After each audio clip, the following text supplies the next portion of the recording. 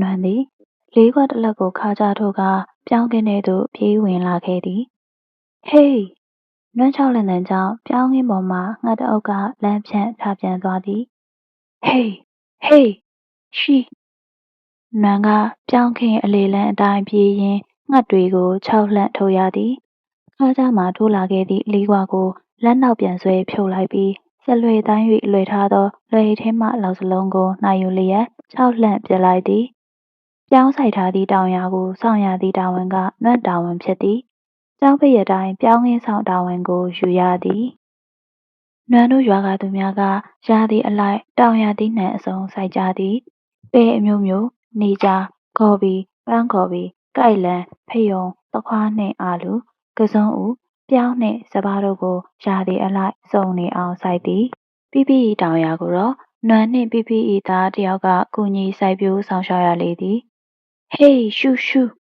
နွမ်းကလက်နှစ်ဖက်ကိုဝှေ့ယမ်းပြေးလွှားရင်းအတန်အမျိုးမျိုးပေးကာငှက်တွေကိုခြောက်ထုတ်လိုက်ပြီးပြောင်းခင်းတော့မှအဆောင်တဲကလေးထဲသို့ဝင်လာခဲ့သည်နွမ်းလွယ်အိတ်ထဲတွင်လောက်စလုံးအပြင်တောက်တွေလည်းအမြဲပါသည်ပြောင်းခင်းဆောင်ရင်စာချက်မည်နွမ်းကပြောင်းခင်းကိုလှမ်းမြင်နိုင်သည့်နေရာတွင်ထိုင်ချလိုက်ပြီးလွယ်အိတ်ထဲမှစာအုပ်ကိုထုတ်ခါစာချက်ရသည်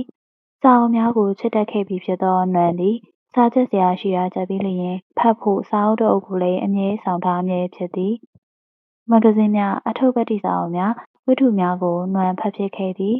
အထုပ္ပတ္တိစာအုပ်များကနွမ်းကိုလူဘဝအကြောင်းဆင်ခြင်မိစေသည်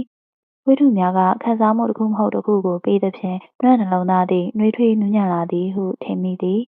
စိတ်နှလုံးခံစားလှုပ်ရှားခြင်းကိုခွဲခြမ်းစိတ်ဖြာနားလည်စာပြုသည်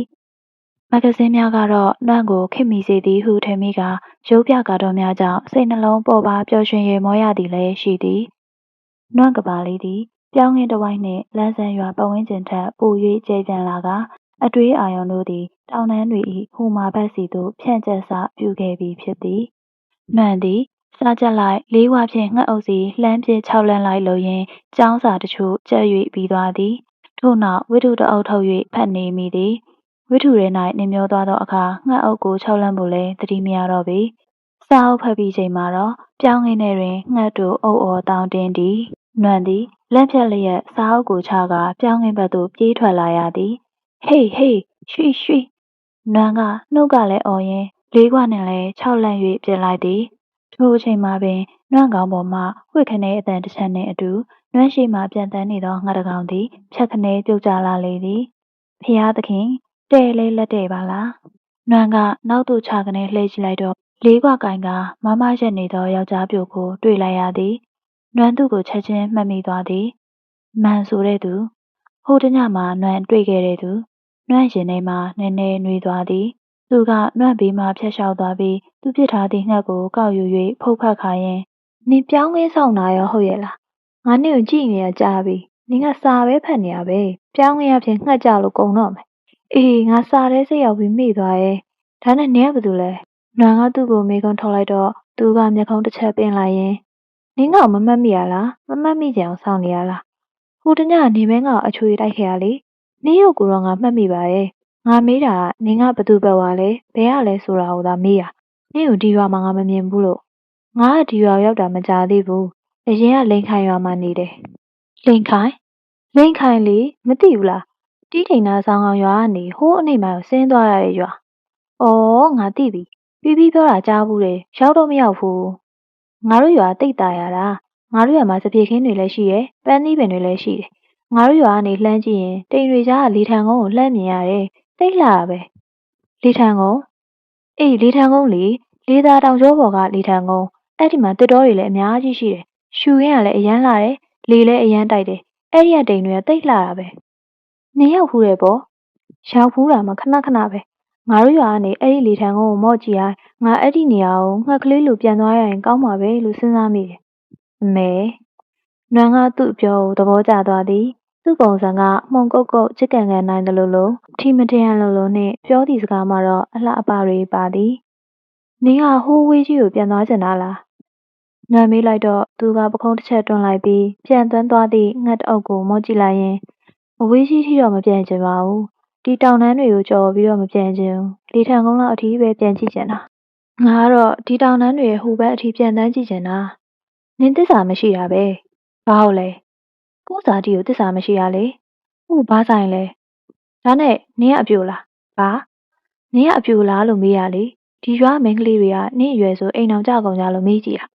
သူ့မိကုံကလည်းမလွန်ပါနွမ်းတငယ်ချင်းအတော်များများပင်မနှစ်ကအိမ်အောင်ပြူကြသည်ရွာကမိန်းကလေးများသည်15နှစ်16နှစ်ဆိုအိမ်အောင်ပြူကြပြီ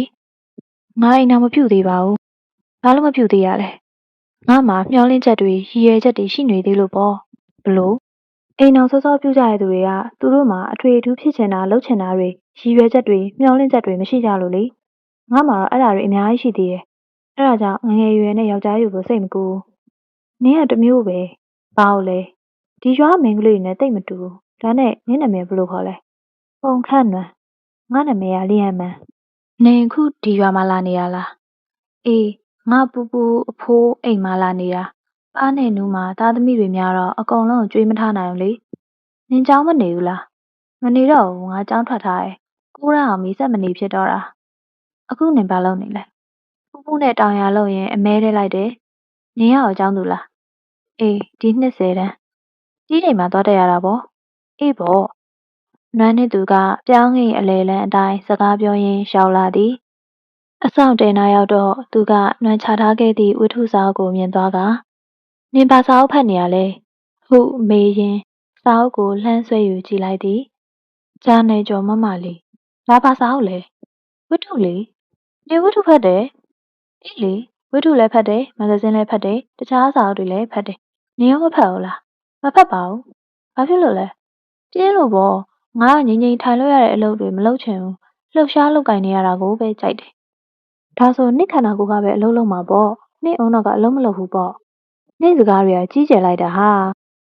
နွမ်းကတနေ့နေ့ကျရင်သူ့ကိုစာဖတ်ဖို့အတွက်တရားဟောရမည်ဟုတေးထားလိုက်သည်နွမ်းနှင့်သူကရာခင်းဆောင်တဲရှေ့ပိုင်းရှိခုံနှန်းလေးအစွန်းတစ်ဖက်စီမှထိုင်မိကြသည်သူကနွမ်းနှင့်စကားပြောနေရင်းကနေပြောင်းခင်းဘက်သို့လေးခွာဖြင့်လှမ်းပစ်လိုက်ရာငှက်တကောင်ကိုထိပြန်သည်နင်သိမ့်လိုက်ရှင်တာပဲဒါငါဝါသနာကိုနင်ကတက်တာဖြတ်တာဝါသနာပါလားအမဲလိုက်ပါတယ်ဆိုမှအသက်ဖြတ်ဝါသနာမပါဘဲနဲ့ရမလားအမဲလိုက်သွားရင်ငါအသိပျော်တာဟာအမဲလိုက်တဲ့သူတွေထဲမှာငါအငယ်ဆုံးပဲဒါပေမဲ့ငါအပြစ်မလွဲပဲအမဲမရတဲ့အခေါက်ဆိုတာမရှိဘူးငါတင်ငါကြောက်စာတိုင်းမှာငါသားကောင်ဘလောက်များများတက်ခဲ့တယ်ဆိုတာကိုရေးထိုးခံရကျင်တာနွမ်းကသူ့ကိုအံ့အော်လေးကြည့်နေလိုက်မိသည်နွမ်းအရွယ်လူငယ်လေးတစ်ယောက်ရဲ့အိမ်မက်ကသူသိရင်သူ့ကြောက်စာတိုင်းမှာသူတက်ခဲ့တဲ့သားကောင်တွေကိုရေးထိုးနိုင်မို့လေလားနွမ်းတို့အရက်ဒေသမှာတော့သူ့အိမ်မက်ကအစမ်းတကျယ်မဟုတ်ချေကိုယ့်အရက်ဒေသနှင့်ကွဲပြားခြားနာသည့်အိမ်မက်မျိုးကိုမက်လေးရှိသောနွမ်းကသာအထူးအဆန်းဖြစ်ခြင်းဖြစ်မည်နွမ်းတို့ရွာတွင်သားကောင်များများပြစ်နိုင်ခြင်းကဂုံယူဖွယ်ရာဖြစ်သည်နွမ်းနောက်များများပိုင်ဆိုင်ခြင်းကကျွယ်ဝခြင်းဖြစ်သည်ထိုဂုံယူဖွယ်ရာများကျွယ်ဝမှုများကိုသူတို့သိလွန်ပြီးနောက်ကြောက်စာရေးထိုးခြင်းကရိုးရာဖြစ်သည်နွမ်းနဘေးကလျံမှန်သည်ရိုးရာဆန်သောယောက်ျားပြိုကလေးဖြစ်သည်သူ့မျက်နှာကလေးကတော့ပြုံးမြင့်နုနယ်လှသည်မျက်ခုံးရိုးအနှဲငယ်မြင်ကမျက်ခုံးတူသောသူမျက်နှာသည်အနှဲငယ်ဖောင်းပြည့်လုံးဝန်းကမီးဖြာမှာတော့မတိမတာလေးတောင်ကြသည်မျက်နှာကလေးဤနုနယ်မှုကိုခိုင်မာသောမေးရိုးဖြင့်အနားတက်ထားသောကြောင့်သူ့မျက်နှာကနုနယ်သောလဲကလေးမဆန်လားအထူးခြားဆုံးကတော့သူ့နှာရန်ဖြစ်သည်နှာရန်အရင်အယိုးကမြင်သဖြင့်သူ့နှာရန်ကမြင့်ကထင်ရှားလှပသည်နွမ်းမြင်နေကြနှာဦးအပွားများမဟုတ်ပဲလုံးကျစ်သောနှာရန်ကသူ့မျက်နှာပေါ်မှာအလှပထင်ရှားဆုံးဖြစ်လေသည်သေသက်ပုံကြသည့်သူ့နှကန်းတွေကတော့အနှဲငယ်ညိုကျင့်ပါသည်သူ့ခန္ဓာကိုယ်ဤထွားကြိုင်မှုနှင့်ပြိုမြစ်သောသူ့မျက်နှာကတော့ဆန့်ကျင်ဘက်ကဲ့သို့ဖြစ်သည်နွမ်းမြင်မှုနေကြယောက်ျားလေးတွေထဲမှာတော့သူကကြည့်အကောင်းဆုံးပါပဲလေ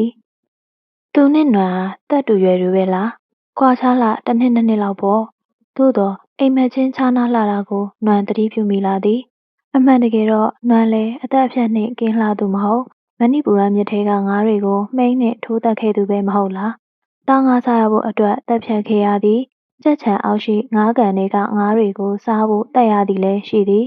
သို့တော့ခုတော့နွမ်းကတက်ဖြတ်ခြင်းကိုမနှိမ့်မျိုးတော့မလွဲမရှောင်သာလို့တက်ရလျင်တော့ကိုအဖြစ်ရှိသည်ဟုခံစားလာရသည်သူ့အတွက်တော့တက်ဖြတ်ခြင်းကဂုံဒရက်တစ်ခုပဲလားငါနာမည်မှန်ရဲ့အဓိပ္ပာယ်ကကြီးမြတ်တော်လို့အဓိပ္ပာယ်ရတယ်လို့ပူပူကပြောတယ်ငါလည်းနာမည်နဲ့လိုက်အောင်ကြီးမြတ်တဲ့သူတစ်ယောက်ဖြစ်ချင်တာနင်ရောကြီးမြတ်တဲ့သူမဖြစ်ချင်ဘူးလားငါလား ငါကတော့ကြီးမြတ်ဖို့ထက်ပျော်ရွှင်မှုကအရေးကြီးတယ်လို့ထင်တာပဲကြီးမြတ်ပေမဲ့မပျော်ရွှင်ရဘူးဆိုအလကားပဲမဟုတ်လားဒါနဲ့နင်ကဘယ်လောက်ထိကြီးမြတ်ချင်တာလဲနှွက်မေကုန်းကိုသူကချက်ချင်းမဖြေပေငြိမ်သက်ခါစဉ်းစားနေသည်ခဏနေမှသူကဝန်းဝင်ဆဆပြောချလိုက်သည်ငါကနနောက်လိုကြီးမြတ်ချင်တာဟာနွမ်းကသူ့ကိုမျက်ခုံးပင်၍စိုက်ကြည့်လိုက်မိသည်ပြီးတော့ရဲချင်းစိတ်ကိုမထိန်နိုင်ပဲသူ့ကိုကြည့်လျက်ပင်ဟဟပပရဲချလိုက်မိလေသည်နင်းပါရည်တာလဲသူကအံ့ဩစွာမျက်မှောင်ကျုပ်၍မေးသည်နန်းကရဲလက်စားနှင့်ပင်နင်းကနနောက်လိုကြီးမြတ်ချင်တယ်ဆိုလို့ပါအေးလေအဲ့ဒါဘာမှလို့လဲနနောက်ဆိုတာလူတွေအမျက်တနူတန်မိုးထားကြတာပဲမဟုတ်လားမင်္ဂလာဆောင်တွေကြီးကျယ်တဲ့ဂုံပြူဝဲတွေဆိုလဲနနောက်ပါမှနနောက်တက်မှအကုန်ရှိတာလေအေးအဲ့ဒါငါသိတယ်လေဒါပေမဲ့တရိษံဆိုတာကတော့လူထက်ကြီးမြတ်တာမျိုးတော့မဟုတ်ဘူးလေဒါနှိုင်းဆရာမှမဟုတ်တာသူကနွန့်ကိုအံ့ဩမြင်တတ်သည့်အကြည့်မျိုးဖြင့်ကြည့်လိုက်သည်ပြီးတော့နောက်ကိုလူတွေကဘလောက်မျက်နှိုးတက်မိုးထားတယ်ပြောနောက်ဆုံးတော့တက်စားရတာပဲမဟုတ်လားတကယ်မျက်နှိုးရင်မတက်ရဘူးလေနင့်သူကမျက်လုံးပြူးကြည့်ကငိန်နာထောင်နေရမှနွန့်ကိုလက်ညှိုးထိုးလိုက်ရင်နင်ဘလို့မိန်းကလေးလဲငါတို့ရွာမှာရောဒီရွာမှာရောဒါမျိုးဘယ်သူမှမပြောငါတွေးမိတယ်လို့ပြောတာပဲနင့်အတွေးကထူးဆန်းနေတာအေးထူးဆန်းတယ်ပဲထားလိုက်ပါတော့ဒါပေမဲ့နင်ငါ့ကိုပြောသလိုနောက်လိုကြီးမြတ်ချင်တယ်လို့တော့ဘယ်တော့မှမပြောမိစေနဲ့ကြားလားလူကလူနောက်ကနောက်သွားမရောနဲ့သူကနွန့်ကိုခတ်တွေ့ကြည့်သည်ပြီးတော့ပြောင်းရင်းပေါ်ကငှက်အုပ်စီသို့လေးကွာဖြင့်လှမ်းပစ်လိုက်ပြန်သည်ပြစ်မလွဲမှုငှက်တကောင်ကဒုက္ခနဲ့ပြုတ်ကျပြန်သည်နင်မြန်ပြန်မှပါပဲမဟုတ်ရင်ငါပြောင်းကင်းလဲစစ်မြေပြင်လိုသွေးတန်တရရဲဖြစ်တော့မယ်နွန့်စကားကြောင့်သူကခေါင်းကိုမော့ကရေမောလိုက်သည်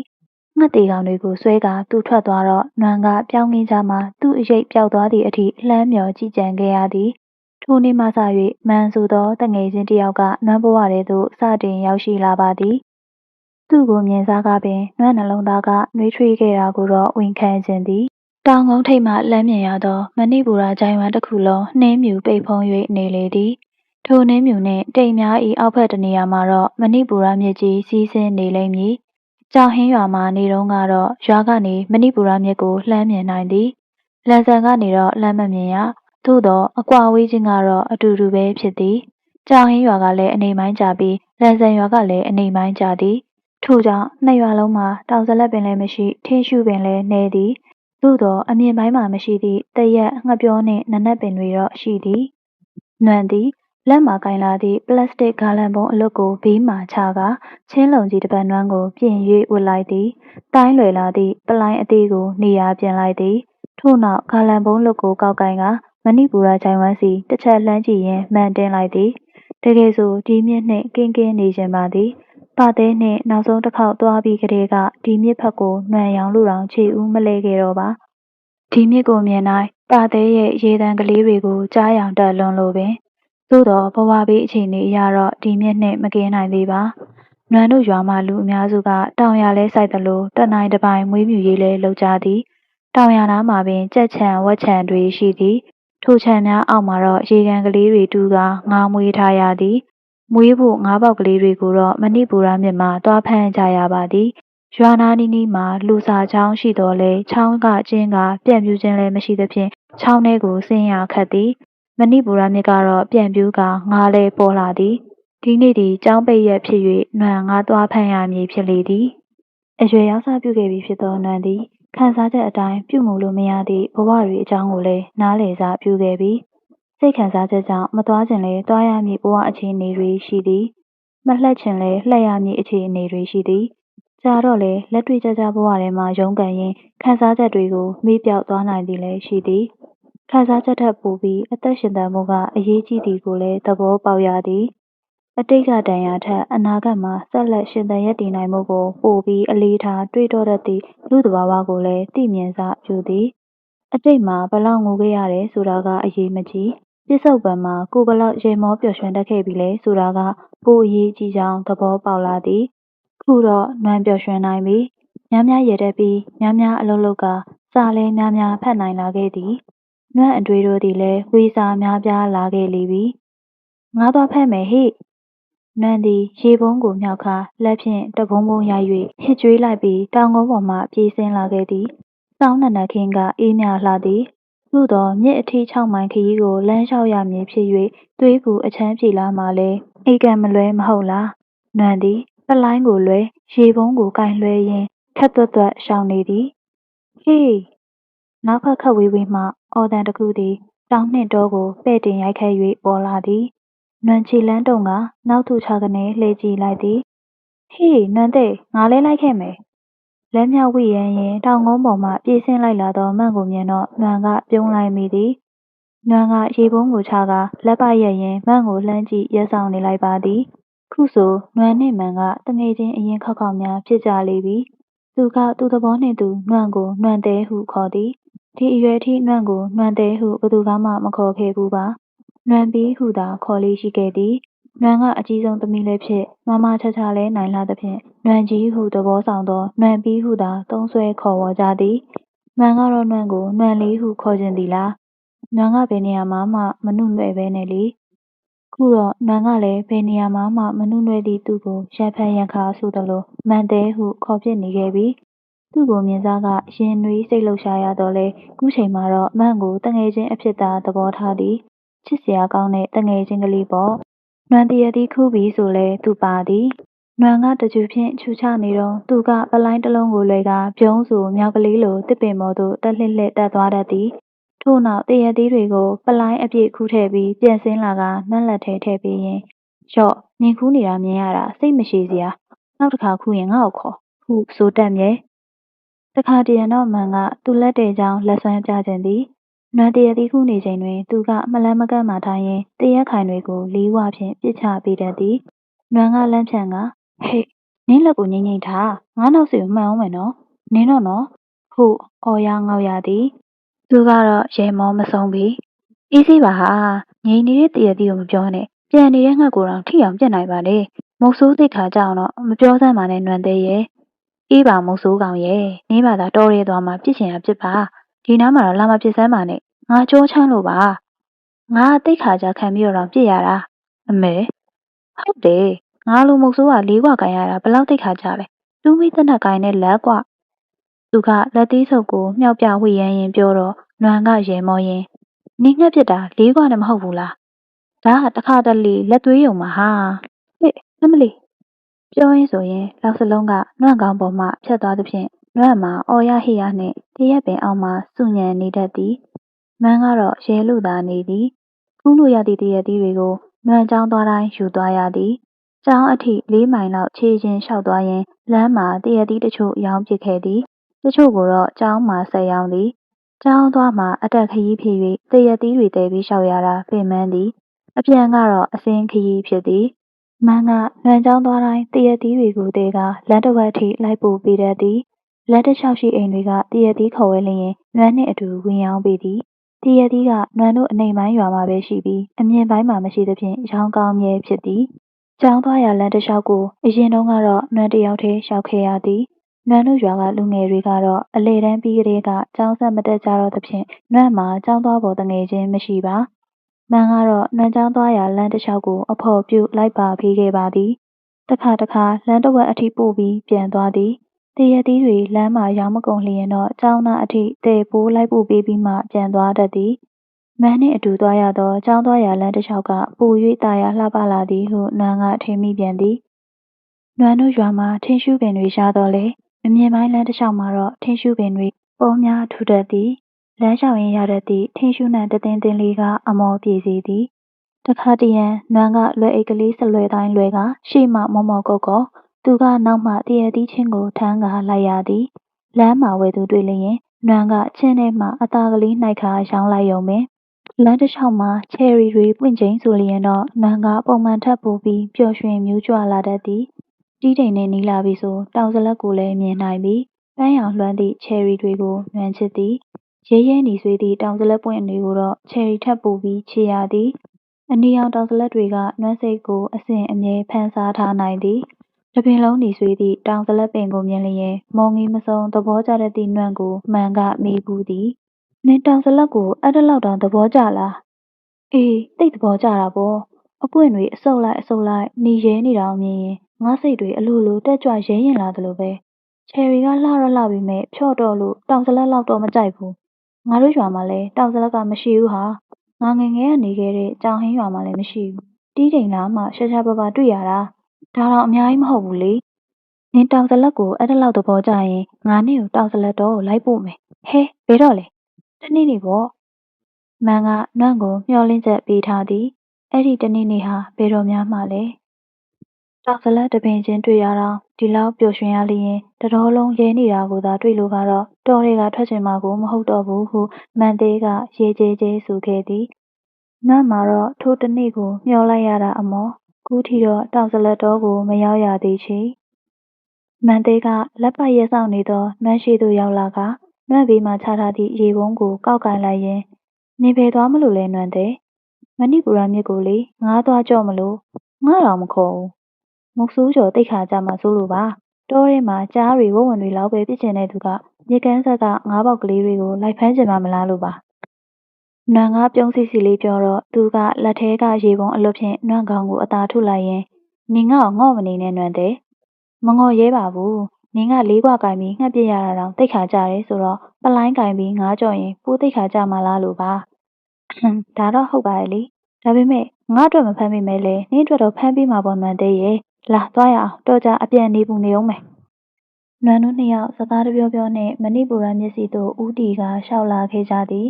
စောင်းအခါဖြစ်၍မဏိပူရဂျိုင်ဝမ်ကြီးတစ်ခုလုံးနှင်းတွေဝေကတိမ်တွေလည်းဖုံးနေခဲ့သည်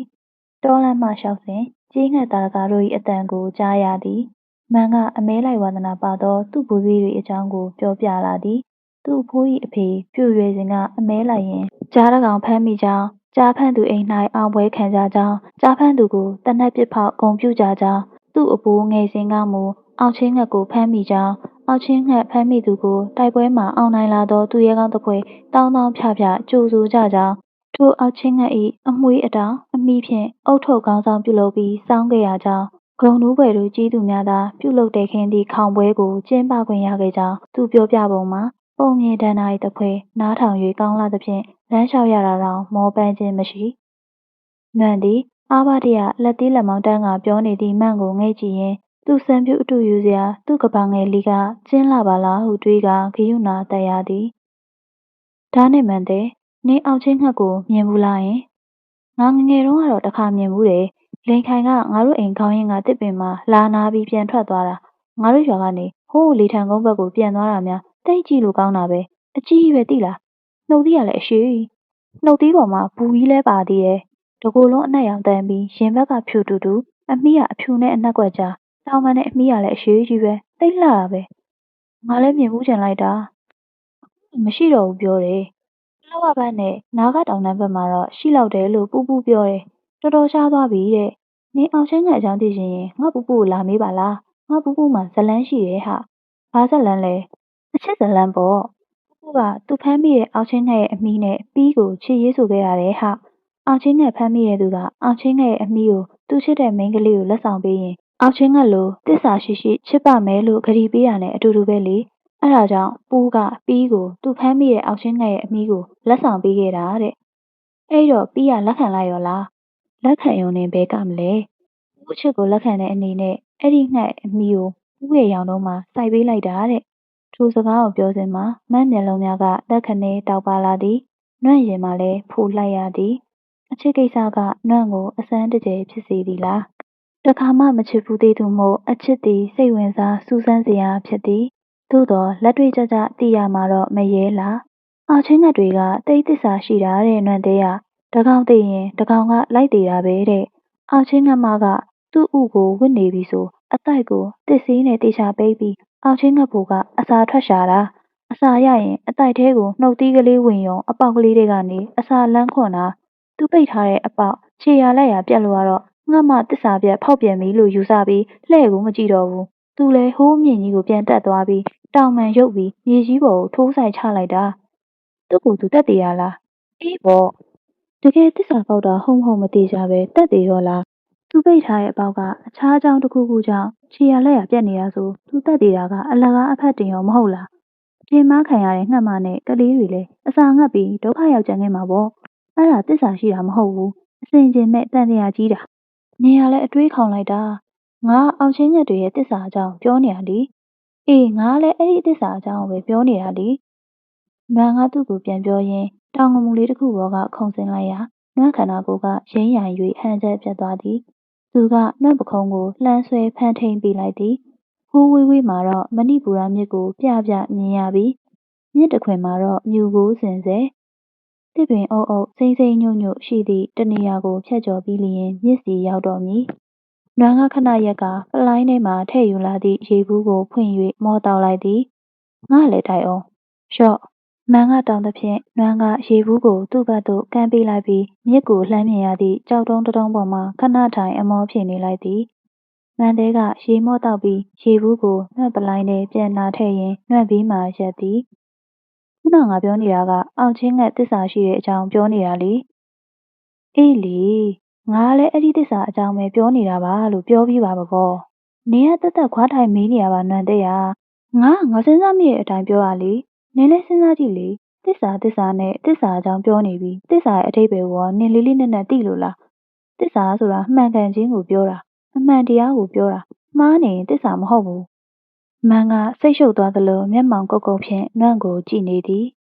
အေးလေမန်ပဲနားလည်ပါမလဲမန်ကသူသိထားတဲ့ကိစ္စလေးကိုပဲရိုးရိုးရှင်းရှင်းပြောပြနေရပဲမဟုတ်လားလူတိုင်းလည်းဒီလိုပဲနားလည်နေကြတာပဲမဟုတ်လားအောင်ချင်းငန်းဆိုတာတစ္ဆာရှိခြင်းသင်္ကေတနွမ်းတို့ချင်းလူမျိုးတွေရဲ့အမျိုးသားအထိတ်အမှန်ငန်းအဲ့လောက်သိရင်လုံလောက်ပြီပဲနွမ်းအတွေးခေါင်မိတာနွမ်းအပြစ်ပါပဲ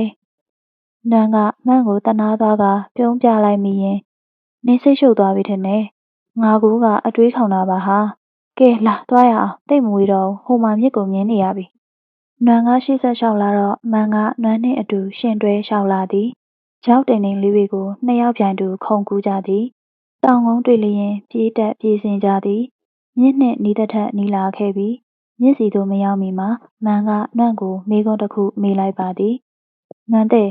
နင်ချစ်သူအိမ်နောက်ဘက်ရရင်ရောနင်းချစ်သူအပေါ်မှာအောင်ရှင်းငှက်လိုတစ္ဆာရှိမလားနင်ပြောတဲ့တစ္ဆာဆိုတာအောင်ရှင်းငှက်လိုတကောင်တည်ရင်တကောင်လိုက်တည်တဲ့တစ္ဆာမျိုးပြောတာလားအေးပေါ့နွမ်းကမန်နှင့်မျက်နှာချင်းဆိုင်ရဲ၍မေးလိုက်တော့မန်ကခေါင်းငိမ့်ပြသည်နွမ်းကခက်ဖြည်းဖြည်းခေါင်းရမ်းလာရင်ဒါတော့မဖြစ်နိုင်ဘူးမန်တဲ့ဘာဖြစ်လို့လဲတစ္ဆာရှိရနဲ့မာယူရဲ့ဆန္ဒနဲ့မတူဘူးလေမန်တဲ့အဲ့ဒီနှစ်ခုကိုရောထွေးမဖြစ်သင့်ဘူးငါချစ်သူတည်တိုင်းလိုက်တည်ရအောင်ငါသူ့အပြင်တခြားဘသူမှချစ်စရာငဲ့စရာမရှိတဲ့သူမျိုးမှမဟုတ်တာအဲ့ဒီအချိန်ကျရင်ငါမှသားသမီးတွေလည်းရှိရင်ရှိနေမှာပဲငါကပြန်ဆောက်ရှောက်နေရတဲ့ဘိုးဘွားဆွေမျိုးတွေလည်းရှိမှာပဲငါချစ်ခင်ရတဲ့ငါပတ်ဝန်းကျင်အတိုင်ဝန်းလည်းရှိရင်ရှိနေမှာပဲဘသူမှချစ်စရာငဲ့စရာမရှိရင်တော့ငါကိုငါတော့ချစ်ရအောင်မယ်ငါအသက်ကအလွယ်တကူရလာတာမဟုတ်ဘူးလေငါအမေကသူ့ဘိုက်ထဲမှာ6 လကျော်10 လနီးပါးထည့်ပြီးတအော့အော့တအံ့အံ့တလေးလေးတပင်ပင်အကြာကြီးတည်ဘူးထားပြီးမှသေလူမျောပါအနာခံပြီးမွေးထုတ်ထားပေးရတာဘယ်သူမှအားမနာရင်တော့ငါအသက်ကိုပေးတဲ့ငါအမေနဲ့အဖေကိုတော့အားနာရအောင်မယ်မဟုတ်လားမန်ကစိတ်ရှုပ်ထွေးသလိုစိုက်ကြည့်နေပြန်သည်နင်နားမလဲပြန်ဘူးလားယင်နင်ကထူးဆန်းလိုက်တာမန်ကနွန့်ကိုခက်တွေ့တွေ့ကြည့်ရင်ရေရွတ်လိုက်သည်နင်ကဘသူနဲ့မှလည်းမတူနင့်စကားတွေကလည်းအစမ်းတွေကြီးပဲငါကရိုးရိုးမိလဲနင်ကဆန်းဆန်းတွေဖြေတော့တာပဲငါမေကုန်းကတူတူလေးနင်ဖြေတာအရှိနွန့်ရဲမိသည်သူကစကားဆက်ပြန်သည်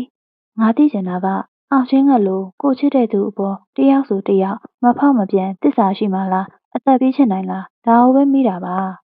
အေးပါနေမေးတာကိုငါနားလဲပါတယ်ဒါပေမဲ့ဒါကချစ်မယ်မချစ်ဘူးနှခွန်းနဲ့ဖြေလို့ရတာမဟုတ်ဘူးလေလူနဲ့တရိษံအကျင့်စရာချင်းအတွေးခေါ်ချင်းတူမှမတူတော့ထပ်တူပြူပြီးမေးခွန်းလာမိတာကိုကနင့်အမှားအောက်ရှင်းကအောက်ရှင်းကလိုချစ်မှာပေါ့ပုံခန့်နွန်ကပုံခန့်နွန်လိုချစ်မှာပေါ့မတူနိုင်လေသူ့လိုလိုက်လို့ရအောင်ငါငှက်မှမဟုတ်တာဟာနင့်ကိုတော့ငါလက်မြောက်အရှုံးပေးရတိလားနွန်တဲ့မန်ကရေပုံးကိုချကလက်နှစ်ဖက်ကိုမြှောက်၍អော်လိုက်သည်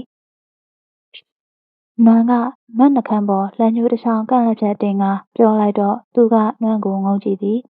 နွမ်းကခေါင်းကလေးကိုငဲ့ကနားဆွင့်ထားလိုက်ရင်ကြားလားမြည်ရည်စီးတန်းသူကနွန့်လိုလိုက်လို့ရင်နားဆွင့်ငြိမ်သက်နေသည်တာရသောမြည်ရည်စီးတန်းတူးတဲ့တဲ့မြင်သားသူရောက်တိုင်းမြည်ရည်စီးတန်းကိုရက်တက်နားထောင်မိမြဲမြည်ရည်စီးတန်းကလည်းဥဒုသုံးလီတာရမြဲမိုးခါ၌ကြမ်းတမ်းသောမြည်ရည်စီးတန်း စောင်းနှင့်တွေမှာတော့တူးသေးတယ်။သို့သော်ဘလို့ပင်ကွဲပြားခြားနားပါစေမြည်ရည်စီးတန်တိုင်းကနှွမ်းကိုစိတ်လှုပ်ရှားစေမည်။ကြားလားမှန်တယ်။ကြားတယ်။ရောက်တော့မယ်နီးနီးလေးရဲ့ပြေးရအောင်လေဘသူရင်ရောက်ရောက်။နွမ်းကအရင်ပြေးထွက်လာတော့မှန်ကအနောက်မှပြေးလိုက်လာသည်။ခဏလေးနှင့်နွမ်းကိုမိကကြော်တက်သွားသည်။နွမ်းကအားကုန်ပြေးကသူ့ကိုကြော်တက်ပြန်သည်။နွမ်းတို့၏ရေတံသည်တောတောင်တို့ကိုပဲ့တင်ရိုက်ခတ်လျက်မြည်ရည်စီးတံနှင့်အတူရောနှောသွားသည်။တောတန်းကိုဖြတ်၍ထွက်လိုက်လျင်ပြန်ပြူသောမဏိပူရမြစ်ကိုဝါးကနေမြင်လိုက်ရလေသည်။မြစ်စီသို့နွမ်းတို့ပြိုင်တူပင်ရောက်ရှိခဲ့ကြသည်။နွမ်းကိုမှန်ဆောင်ခေါ်မှန်နွမ်းသိပါသည်။တကယ်တမ်းနွမ်းဘလောက်အပြေးတန်တန်မှန်းကိုတော့မမီနိုင်ဘူးမဟုတ်လား။ကမ်းခြေမှာတော့ကြောက်တုံးကြောက်ခဲများ။တချို့ကရေညှိတက်လျက်တချို့ကကြမ်းရှာလျက်ထိုကြောက်တုံးများကိုပွတ်တိုက်ဖြတ်ကျော်စီးဆင်းသွားသည့်ရေစီးတန်းကဂီတသဖွယ်ဖြစ်တော်သည်။ပါကူတော့သတိရတာပဲ။အခုအခါမှာပျော်ရွှင်သည့်တိုင်ပါအကြောင်းဖြတ်ခနဲတွေးမိတိုင်းလှက်ခနဲတော့ဝမ်းနည်းသွားတတ်မြဲ။နွမ်းကရေညှိမရှိသည့်ကြောက်တုံးကြီးတစ်တုံးပေါ်မှထိုင်၍အမောဖြေလိုက်သည်။ခြေပြားကလေးတွေကိုတော့ကြောက်တုံးတွေကြားကနေတွန်းတိုက်စီးဆင်းလာသောရေစီးကြောင်းထဲသို့နှစ်စိန်ထားလိုက်သည်။အရှိန်ဖြင့်တွန်းထွက်လာသောရေကခြေထောက်ကိုတိုးသည်။မန်းကလည်းနွမ်းနှင့်မျက်နှာချင်းဆိုင်ရှိကြောက်တုံးပေါ်မှထိုင်ကရေထဲသို့ခြေချပြီးခြေကိုလှုပ်၍ရေဆော့နေရင်းကနွမ်းကိုလှမ်းမိသည်။နွမ်းတဲ့နင်ဒီမြစ်ကိုသဘောကျလား။နွမ်းကကျောက်စရစ်ခဲများကိုပင်ဖောက်မြင်နိုင်သည့်ကြည်လင်သောရေပြင်စီငေးကြည့်လိုက်မိရင်သဘောလည်းကျတယ်သဘောလည်းမကျဘူးအစမ်းတွေပြောပြန်ပြီ။ငါ့မှာပါဆိုတဲ့ညီမလေးတစ်ယောက်ရှိခဲ့ဘူးတဲ့မန်း။အဲ့ဒီညီမလေးကိုဒီမြစ်ကအပြန်မှာဆုံးရှုံးခဲ့ရဘူးတဲ့။အဲ့ဒါကြောင့်ဒီမြစ်ကိုငါချစ်လဲချစ်တယ်မုန်းလဲမုန်းတယ်။ဒီမြစ်နားကိုလာရင်ပျော်လဲပျော်တယ်ဝမ်းလဲနေတယ်။မန်းကနန့်ကိုငေးကနေကြည့်ရင်ငြိမ်သက်သွားသည်။ထို့နောက်ရုတ်တရက်ပင်ရေထဲမှချထားသည့်သူ့ခြေထောက်တွေကိုခပ်ပြင်းပြင်းလှုပ်ရမ်းလိုက်ရာနွမ်းစီသို့ရေစက်တွေဖွာကနေလွင့်ထွက်လာသည်။ဟေ့ဘာလုပ်တာလဲ။ဟဲ့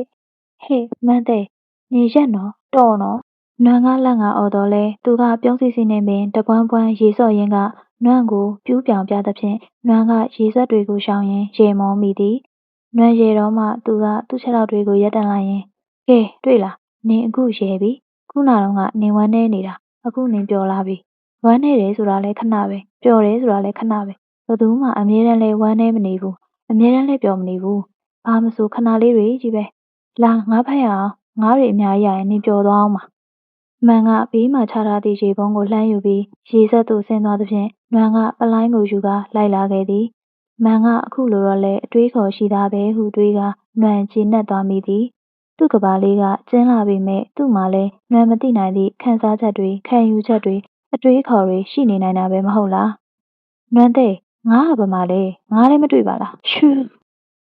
သူကလှမ်းပြီးတော့နွမ်းကတိတ်တိတ်နေဖို့အချက်ပြလိုက်သည်။ပြီးတော့ရေတိမ်ဘက်ကကြောက်တုံးတုံးစီသို့ခြေကိုဖွာ၍ရှောက်သွားလိုက်သည်။မန်းကလည်းနွမ်းလျှောက်သလိုရှောက်လိုက်လာသည်။မုတ်ဆိုးလေးမန်းမှာငါးသားပေါက်ဖမ်းသည့်အတွေ့အကြုံတော့ရှိပုံမရ။နွမ်းဘာလို့မှာပါလဲဟူသောစူးစမ်းကြည့်ဖြင့်ကြည်နေသည်။နွမ်းကကြောက်တုံးကိုတွန်းလှုပ်လိုက်ပါသည်။ဟာကြောက်တော့အောင်မှခိုနေသောငါးသားပေါက်တအုပ်လူးလွန်ထွက်လာတာကိုသူကတအံ့တအောကြည့်နေစေမှာနွမ်းကထိုငါးသားပေါက်လေးတွေကိုပလိုင်းဖြင့်ကြော့ခတ်လိုက်ပါသည်။စိတ်စိတ်လေးရထားသောပလိုင်းထဲမှာငါးပေါက်ကလေးတွေလူးလွန်ခုန်စား၍ပါလာလေသည်။အပြန်လမ်းမှာတော့အသွားတုံးကလိုပေါ့ပေါ့ပါပါမဟုတ်တော့ပါ။ရေထည့်ထားသည့်ပုံးထဲမှာငါးသားပေါက်ကလေးတွေထဲကတည်လာရသည်။ထိုရေပုံးကိုမန်းကထမ်းတည်လာခဲ့ပါသည်။မြစ်ရေစီးတန်းကတဖြည်းဖြည်းဝေးကကြံခဲ့သည်။လမ်းတစ်လျှောက်မှာတော့ရေတံကလေးတွေလွင့်စင်ကြကြံခဲ့လေသည်။